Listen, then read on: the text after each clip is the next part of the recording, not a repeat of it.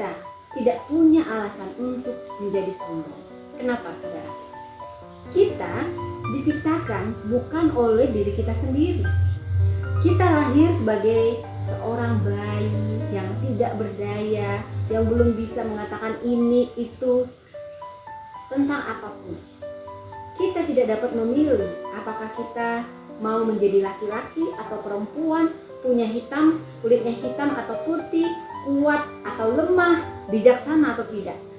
Itu semua bergantung kepada Tuhan.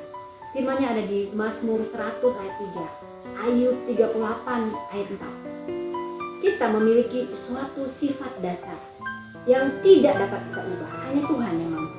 Jelas sekali ini tertulis di Yeremia 13 ayat 23, juga Yesaya 64 ayat 6. Kalau ada sesuatu pun yang benar dalam kita, itu semata-mata semua berasal dari Allah. Tidak ada sesuatu yang baik yang keluar dari kita. Jadi semua berasal dari Allah. Jelas di Roma 7 ayat 18 sampai 21.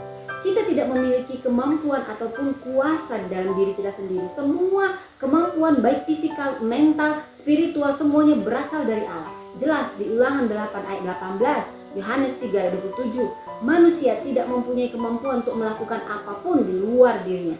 Kita tidak dapat mengatur akhir dari hidup kita atau memimpin diri kita sendiri. Jelas di Yeremia 10 ayat 23. Jadi di luar Allah, kita manusia ini tidak dapat mengatur apapun. Kita tidak bisa mengatur tentang hari esok atau memiliki jawaban bagi semua kebutuhan-kebutuhan kita yang sebenarnya. Dan kita tidak bisa sombong. Kenapa? Karena bila seseorang menyombongkan diri, sebenarnya dia sedang tertipu. Rasul Paulus jelas mendorong kita untuk tidak memikirkan hal-hal yang lebih tinggi dari yang patut kita pikirkan.